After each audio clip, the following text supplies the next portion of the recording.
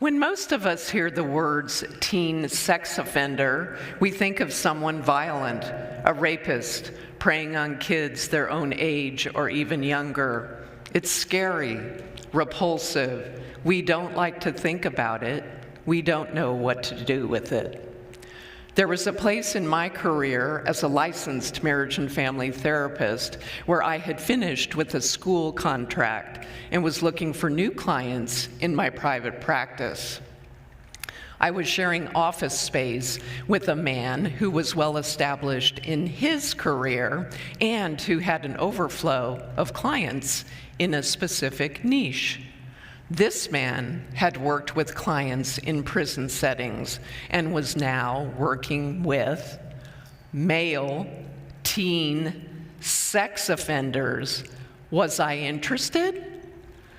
Never in a million years did I think I'd be working in that space. I love working with kids, but this wasn't exactly what I had in mind, and I wrestled with this long and hard before making the decision to give it a try. And I'm here to tell you, I worked with these boys, and I loved it. This is nothing against girls or women. This is just the space I found myself in. And what came up over and over in my working with these boys, with all their immaturity, lack of social skills, and often chaotic home environments, is that bottom line, they didn't want to be that guy. They didn't want to be seen as pervy or creepy. They wanted to be cool and to fit in with boys and to be popular and liked by girls, but not as a criminal. Not only did they not want to come across as pervy or creepy, they didn't want all the difficulty and disruption for their families due to police reports, probation officers, sometimes ankle monitors, having to change schools, and so on. This wasn't easy for these boys to talk about what happened. Maybe they were lonely or depressed, wanting to connect with someone and not knowing how. One boy had been drinking too much at a party. Another boy, even though he knew better, went in the girls' restroom and started fooling around with a girl, even though he said he was invited there. And yet another boy thought he was sharing sexy pictures of himself and his girlfriend with a few friends on social media, and then they got distributed to the whole school. I learned a lot from working in that space. It's tough being a boy in today's world.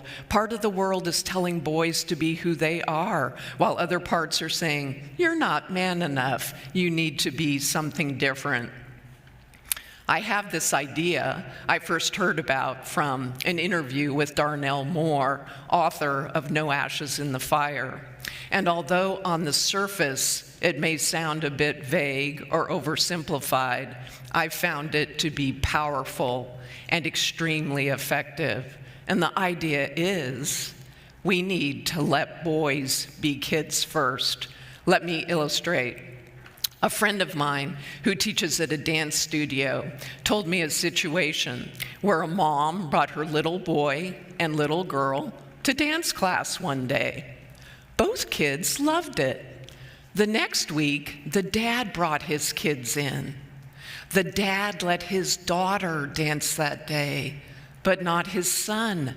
His son started crying probably because he loved to dance, and crying because he didn't understand why his dad was saying it was not okay. It's like the dad was worried about what society would think or what a man should be, instead of just letting his boy be a kid first. Boys want to be cool and to fit in, but sometimes they go against their own better judgment. They act on impulse and immaturity. They make poor choices. Someone ends up getting hurt, and then they feel bad about it. I want to be clear. Let boys be kids first is different from boys will be boys. Let boys be kids first means letting boys have their emotions. It refers to their natural innocence and curiosity.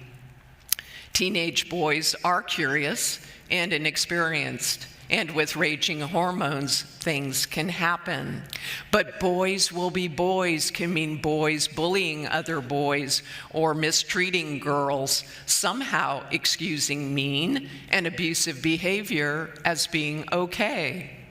I suspect many of you have witnessed or been a part of inappropriate behavior, slapping a girl's butt, telling dirty jokes, sending nude photos, and the like. According to Dr. Phil Rich, author of Workbooks for Sexually Abusive Youth in Treatment, lack of self-regulation is at the heart of all criminal activity, and the therapeutic relationship is at the heart of treatment. But you don't have to be a therapist to help boys feel comfortable with their emotions.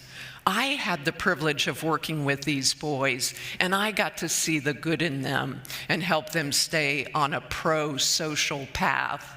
And even though we may think it's counterintuitive for boys to talk about their feelings, we need to remember that little boys have the same emotional capacity as little girls. It's a strength, not a weakness, and it's already built in.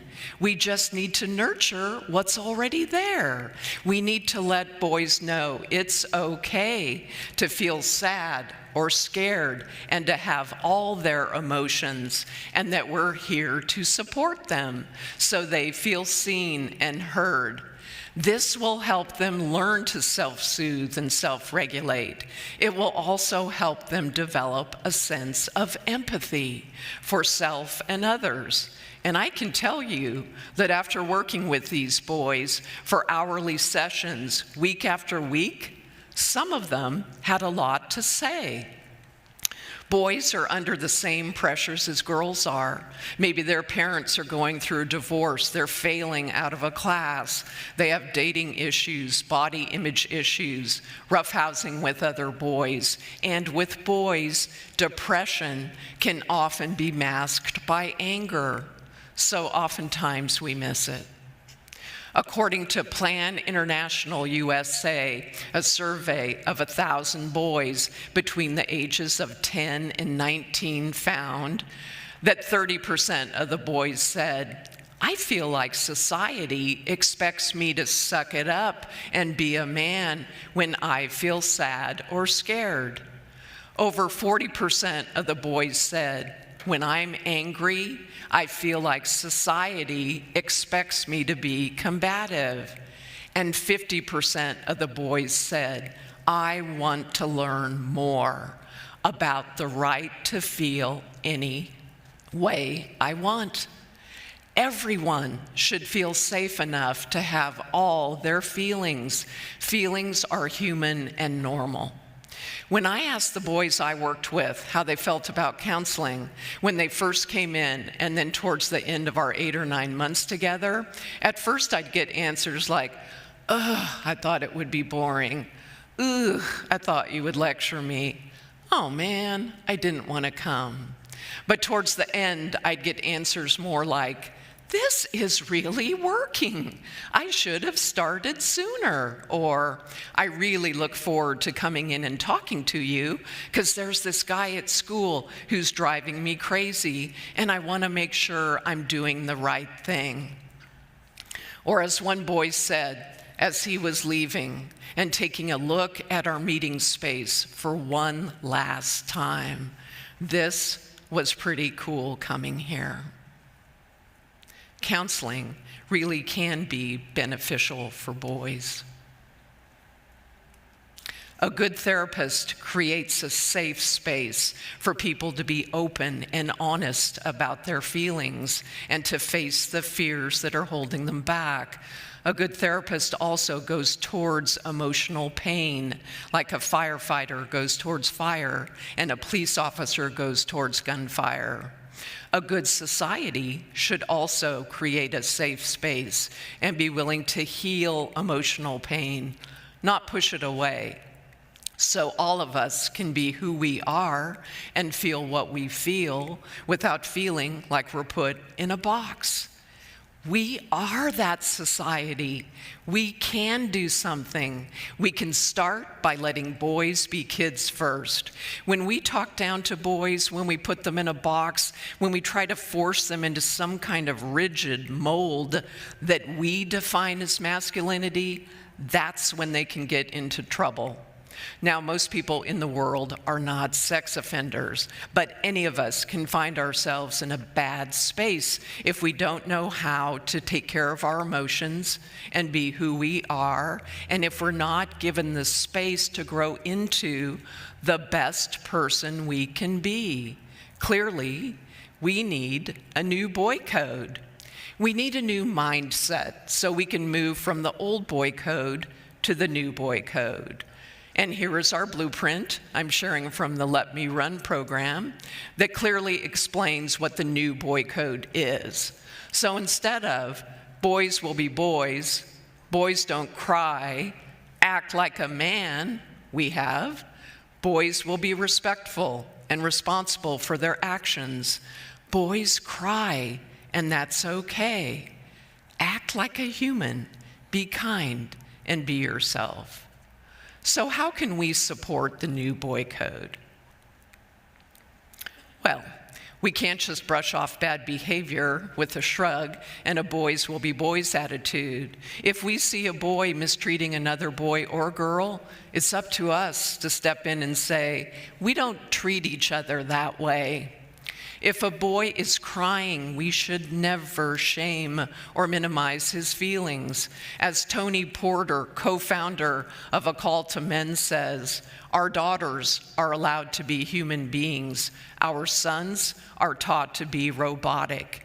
Teach him he has a full range of emotions to stop and say, I'm not angry, I'm scared, or my feelings are hurt, or I need help.